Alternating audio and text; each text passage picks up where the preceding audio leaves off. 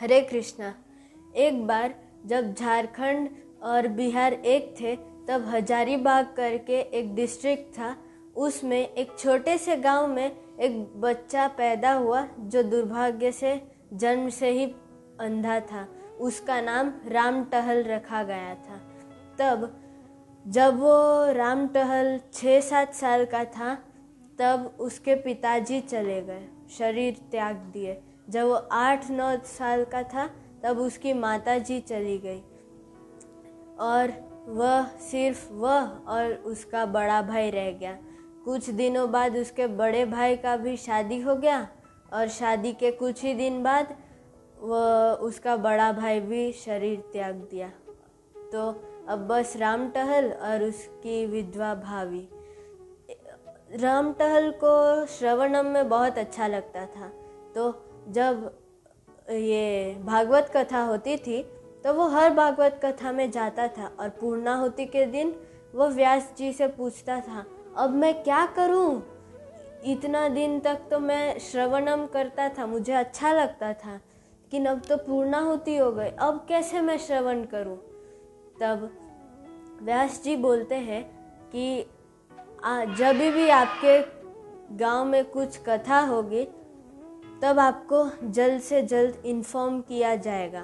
तब और उस दिन से गांव वाले और कथाकार उन्हें बता देते थे जब भी उनके गांव के आसपास कुछ कथा होती थी। एक दिन बहुत आंधी तूफान हो रही थी, बहुत ज़्यादा। तो और इसकी भाभी का भी तबीयत थोड़ा ख़राब था। तो उनने सोचा कि अंधा है तो कैसे जाएगा इतना तेज़ तूफान बारिश में। तो कथा का टाइम हुआ तो राम टहल डंडा लेके आए और बोलते हैं, भाभी माँ मैं जाता हूँ, कथा का टाइम हो गया, आपने कुछ प्रसाद बनाया है? तो भाभी बोलती है कि नहीं, मैंने सोचा कि आप कैसे इतने ये थंडर स्टॉर्म या फिर साइक्लोन में जा सकेंगे। तब राम टहल बोलता है, अब तो नहीं, मुझे तो जाना ही है, मुझे श्रवण करना है। तो ठीक है, मैं कथा ख़त्म होने के बाद मैं आके प्रसाद ले लूँगा। यह बोलकर वह निकल लिए। इतना बारिश तूफान, इधर गिरे उधर गिरे, लेकिन हिम्मत नहीं हारी।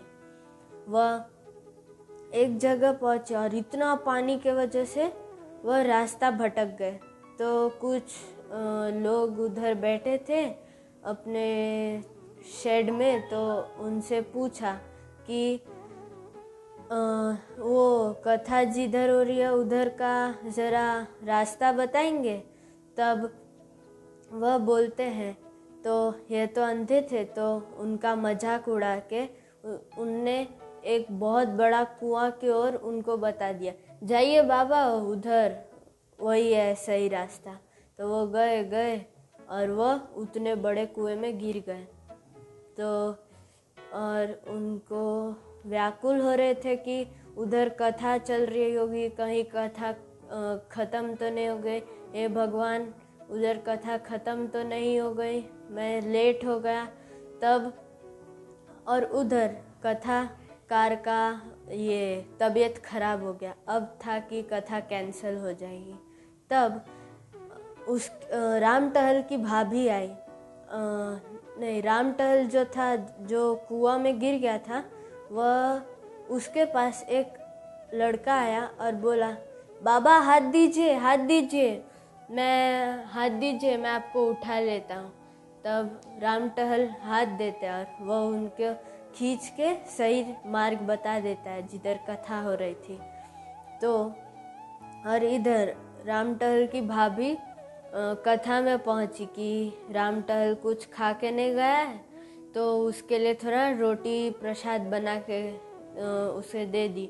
तो यह जो दी वो व्यास पीठ पे जो व्यास जी बैठते हैं उन्हें दी और बोली कि राम टहल खा के नहीं गया है, तो उसके लिए यह है, और मैं आपके लिए ये पान लाई हूँ, आप प्लीज़ स्वीकार कीजिए इसे।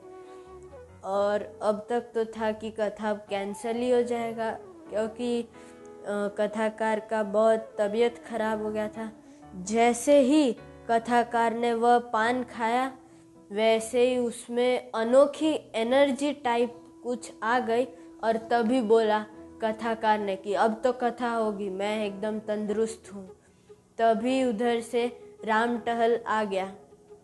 तो जब कथा हुई और कथा ख़त्म हो गई, तब कथा ख़त्म होते ही व्यास जी ने बोला कि ये आपके भाभी ने दिया था मुझे कि राम टहल कुछ खा के नहीं गया था, तो वह प्रसाद पाए और भाभी माँ का बहुत थैंक यू किए कि औरत हो के भी इतना रात में, इतना आंधी तूफान में भी वो मेरे लिए आ पहुँची प्रसाद देने। तो वह भाभी का थैंक यू करते करते घर पे गए और बोले कि भाभी आप मेरा कितना ख्याल रखती हैं, इतना बारिश हो रही थी, इतना तूफान था, आपका तबीयत खराब था और आप मुझे औरत हो के इतने रात में मेरे लिए प्रसाद लेने गई, थैंक यू। हाँ, तब भाभी बोली नहीं मैं तो नहीं गई, मैं तो इधर ही हूँ। तब राम टहल को स्ट्राइक हुआ। तब उसने अगले ही दिन बहुत इन्वेस्टिगेशन की कि वह जब कुआं का में गिरा था वह कितना छोटा सा था या फिर बहुत बड़ा था। तो लोगों ने बोला ये तो 8-10 फीट का था। तब राम टहल को स्ट्राइक हुआ। अच्छा, भगवान मुझे बचाने आए, मुझे प्रसाद, मैंने प्रसाद नहीं खाया था तो मुझे प्रसाद देने आए। मैं तो सबसे घिनौना इंसान हूँ, अब तो मेरे से कुछ भक्ति होगी नहीं। भगवान मेरे लिए और मैं उन्हें समझ नहीं पाया, मैं भगवान को पहचान नहीं पाया। तो भक्तों देखो कितना सिर्फ श्रवण करते करते, जो नवधा भक्ति में सबसे ऊपर है, सिर्फ श्रवण करते करते दिख भी नहीं था उसको, वो देख भी नहीं सकता था, अंधा था, तो भी श्रवण करते करते करते भाव हो गया उसमें और भगवान आ गए, उसे इतनी जल्दी दर्शन प्राप्त हो गई भगवान की। देखो भक्तों, श्रवण का कितना महत्व है। कुछ ही दिन भागवत कथा सुना और भगवान प्राप्त हो गए। यही होता है श्रवण का, जो कि नवधा भक्ति में सबसे पहले आता है। हरे कृष्णा।